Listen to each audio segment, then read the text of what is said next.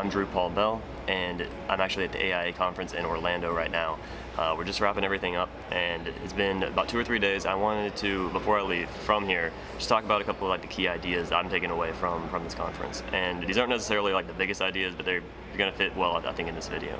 So one of the ideas, though, I think it was from Alejandro Aravena, and he talked about the need for having, for understanding the need and the desire for people moving into the cities.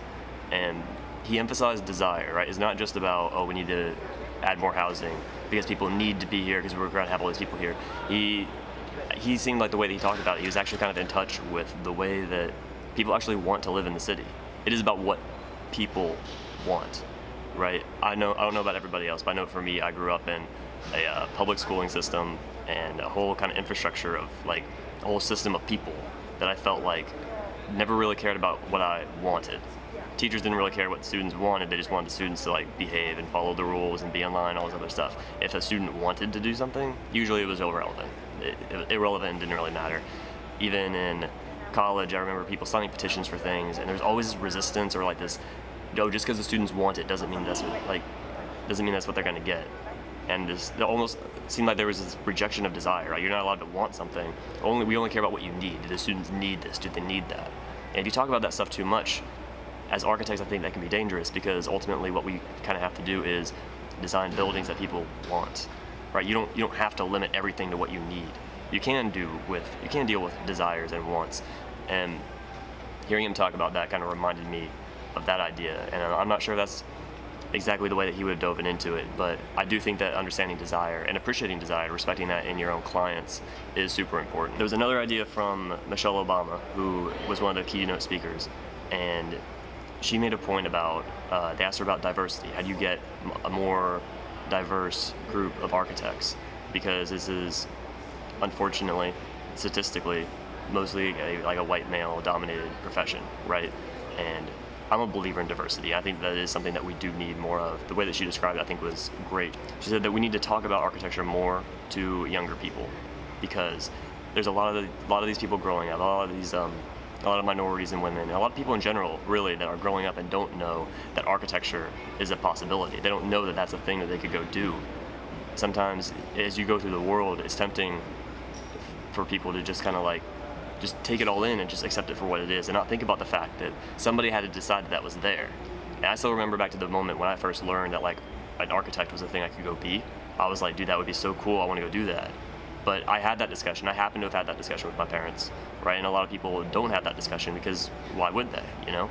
So she emphasized the importance of going and talking to at school programs, career days, or volunteering with K through 12 programs to talk about what you do.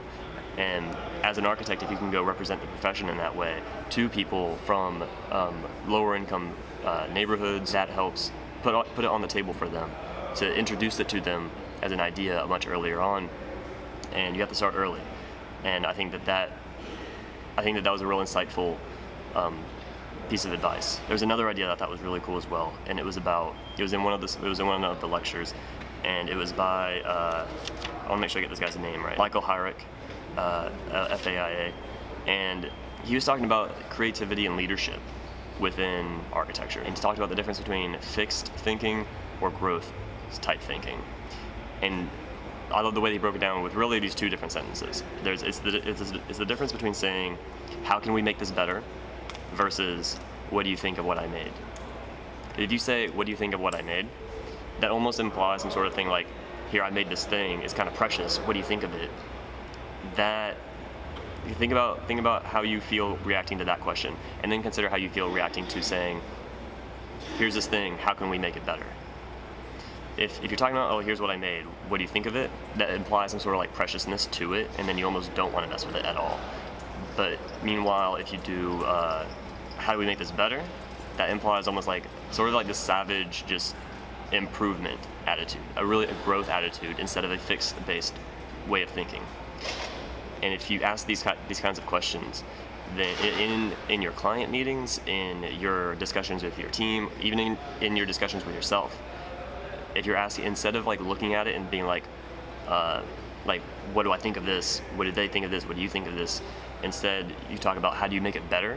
that's actually the question that you need to be doing. And that's the one that doesn't put what you have now on a pedestal as like some precious object that you can't mess with. Instead, you ask yourself this idea of how do you make it better? And I think that's actually super helpful when it comes to designing anything. Okay, so I think these are some quick ideas that some major takeaways that are just on the top of my head now at the end of the conference, and I want to go and share this with you guys. If you were at the conference, let me know what you think were kind of some of your top ideas in the comments down below, or let me know what you think about these three. So don't forget to like, subscribe, and share this video if you enjoyed it. I hope this helps, and I'll talk to you next time.